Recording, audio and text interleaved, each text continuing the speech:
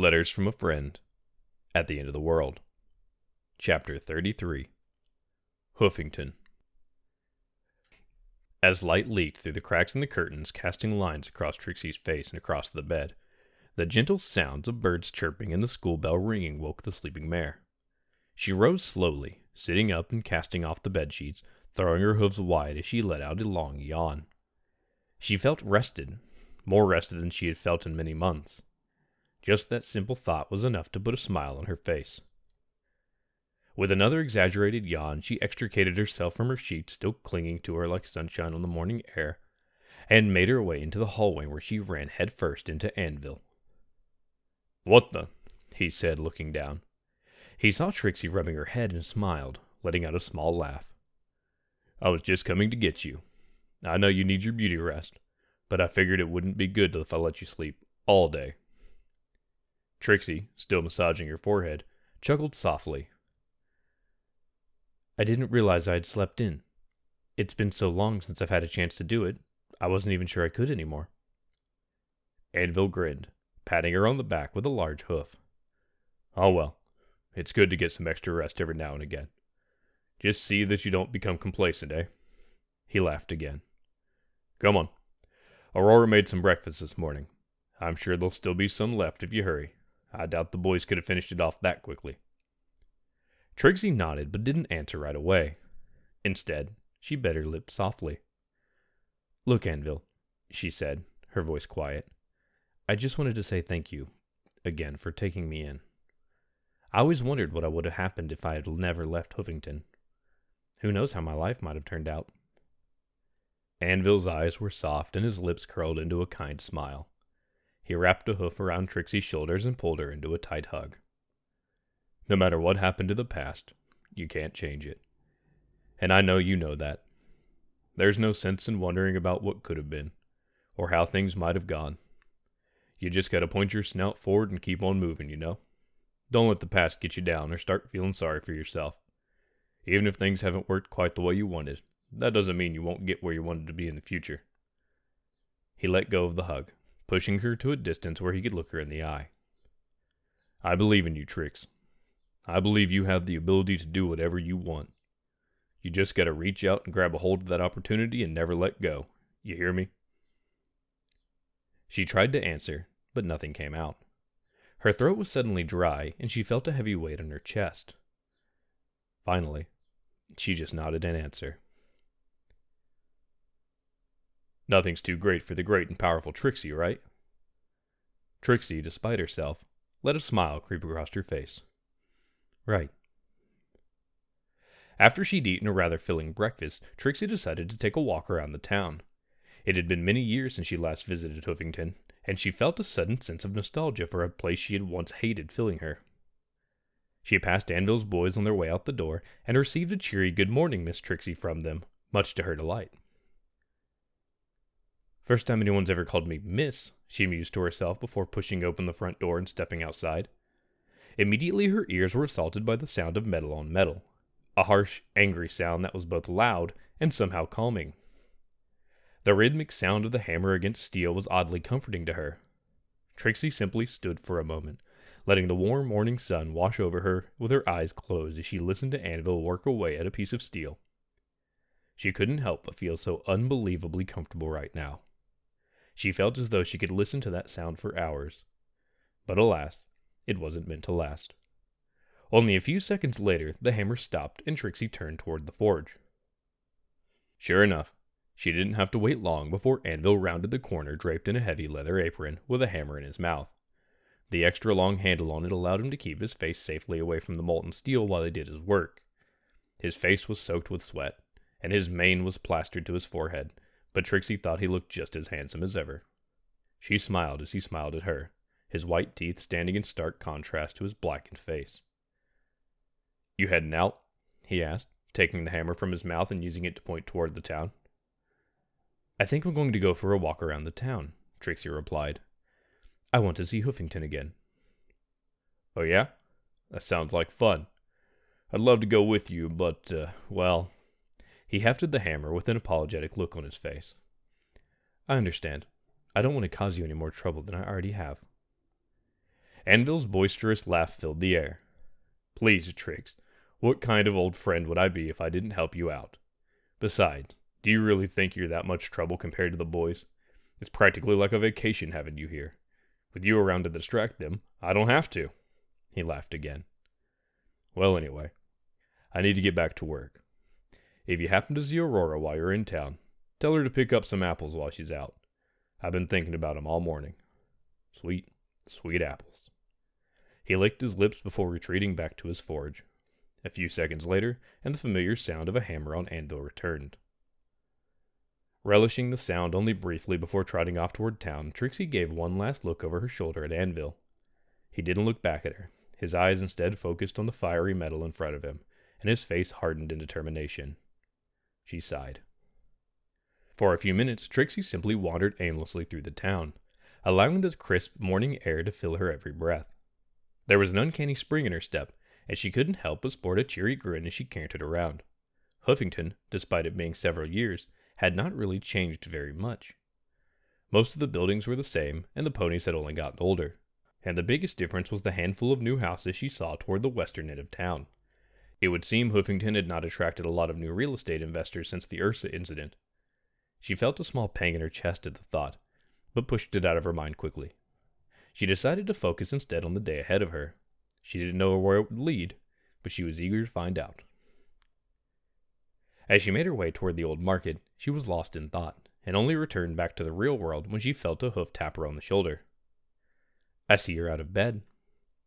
Trixie turned around to see Aurora smiling at her saddlebags stuffed with produce hanging off of her sides. Her face was cheery, and her eyes were bright and full. Did you have your fill of breakfast this morning? Trixie smiled. Yes, it was great, thank you. Aurora nodded happily. You're welcome. Now then, since you're here, perhaps you could help me finish my shopping. She tilted her head toward the nearly full saddlebags. I'm almost done, but I got a few things left to get. Trixie's eyes lit up. Oh, that reminds me.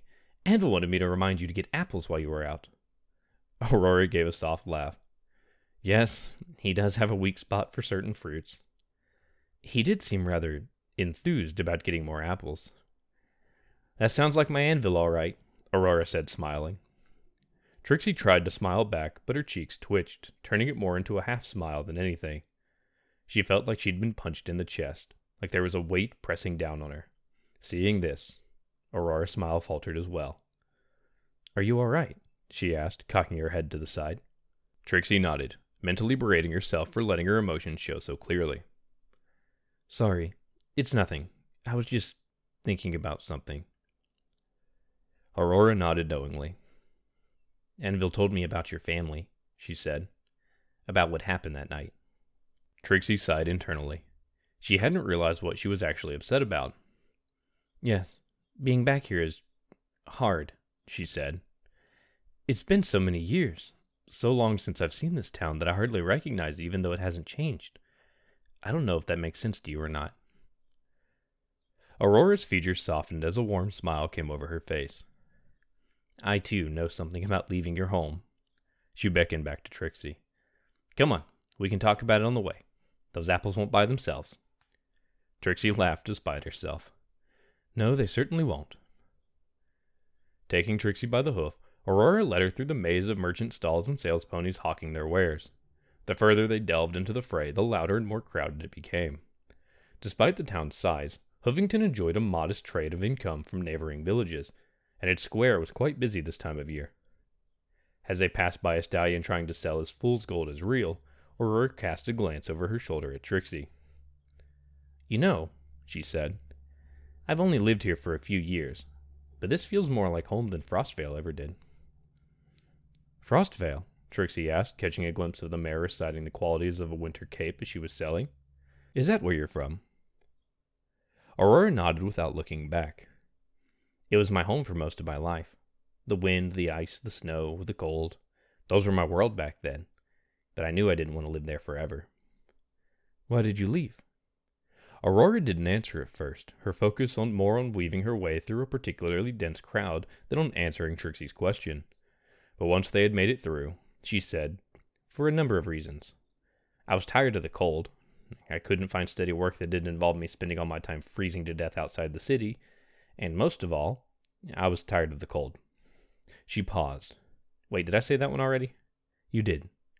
Aurora frowned, pursing her lips. Well, anyway, I suppose the real reason, besides the cold, is that I wanted to get away from my brother. Trixie felt a pang in her chest. What do you mean? She asked. Aurora sighed. It's, well, a little complicated, I suppose. Oh, her frown did a 180 as they came upon a trader selling apples in a nearby trot stand. Dragging Trixie along with her, she approached the trader. How much are your apples going for? The pony behind the stall didn't respond, only pointed to a sign hanging off his cart. 2 for a bit, huh? Aurora mused. Well, I'm sure there's plenty of others I can buy from. Come on, Trixie, let's... Wait, the stallion said, quickly getting up. Tell you what. How about I give you a dozen apples for 5.5? Aurora tapped her hoof to her chin. Now that's a much better deal. She began to reach for her coin purse, but as she brought it out, Trixie stopped her, a smile on her face. Make it 5 bits and a baker's dozen, and you've got yourself a deal, she said, her smile now a confident smirk. The stallion ran his tongue across his teeth, looking back and forth between his apples and Aurora's bits. He sighed. Fine, you've got a deal. Aurora handed the stallion 5 bits, and he put 13 apples into a bag, the two swapping goods as she gave him a cheery grin. As they walked away from the stand, Aurora turned to Trixie. That was pretty good, she said. I thought I could haggle pretty well, but you've got a knack for it, I see. Trixie chuckled, buffing her chest with a hoof.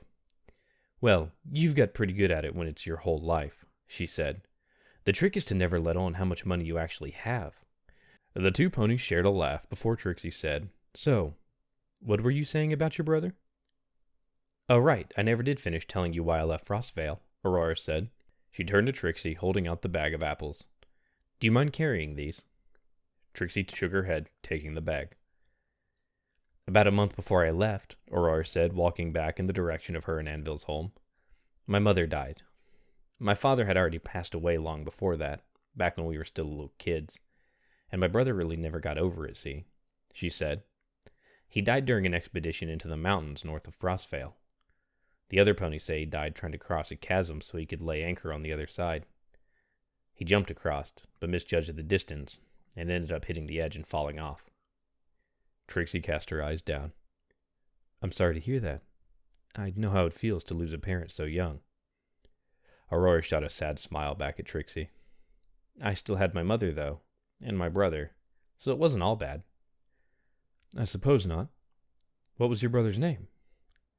Aurora glanced up at the sky. Corona, she said. Like the sun. Trixie followed her gaze, though the sun happened to be obscured by some clouds today. That's a nice name, she replied. My sister was Midnight. Aurora's eyes drifted downward until they fell on Trixie, who was still looking up at the sky. Anvil told me about her, she said. She sounded like a lovely mare. Trixie, without looking at Aurora, replied, Maybe. I never really knew her. She looked away from the sky, staring straight ahead toward the clock tower in the distance. But what about Corona? What happened between you and him? When my mother got sick, Aurora began, he took it upon himself to make her better. He spent all his time studying plants and ways he could use them to heal her, but she never got any better, despite all his hard work. She sighed. He asked me for help numerous times, but I refused every time. Trixie cocked her head to the side. You didn't help him. Aurora shrugged. I didn't have a choice. With Mother sick and Corona spending all his time out snout deep in flowers, there was no one to work and pay the bills. The other ponies were sympathetic, but in a place like Frostvale, the generosity and kindness of strangers will only get you so far. I did what I had to do. I worked every job I could find to make sure that we had a roof over our heads and food on our plates. She shook her head. Corona didn't understand. He accused me of not caring about our mother, but that couldn't be farther from the truth. I cared desperately about her, but I could only do so much. Trixie bit her lip. So you two had a falling out then? Aurora nodded. Yeah, you could say that. He said some things after she finally passed, and it hurt. I was angry at him, so I left. I kind of wandered around for a while before ending up here, but despite all that, I'm still glad I left. I still think about him all the time, she said, glancing back up at the sun. I wonder if he still thinks about me, and if he's come to realize why I did what I did. But it's been so long since I've spoken to him. She laughed mirthlessly. Sometimes I think I should go back, but what would be the point? Trixie opened her mouth to answer, but couldn't find the words to say. She simply remained silent for a few minutes as they continued to walk. When they finally reached Anvil and Aurora's home again, Trixie finally said, I think that you should at least try to contact Corona again. Aurora looked back at Trixie, giving her a knowing look. I've thought about it, but I don't even know how I would go about it.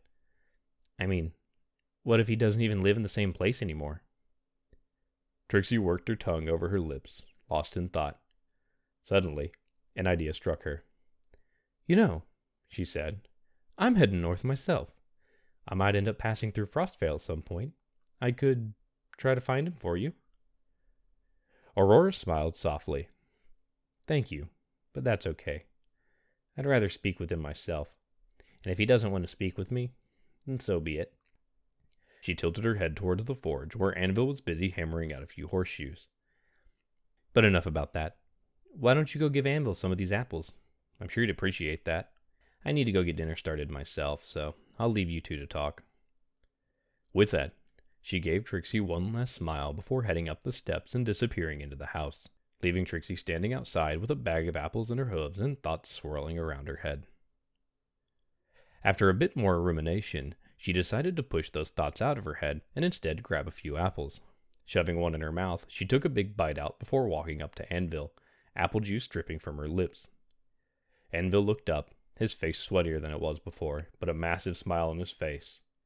Apples! He cried, reaching out for an apple only to be left dismayed as Trixie pulled the bag away.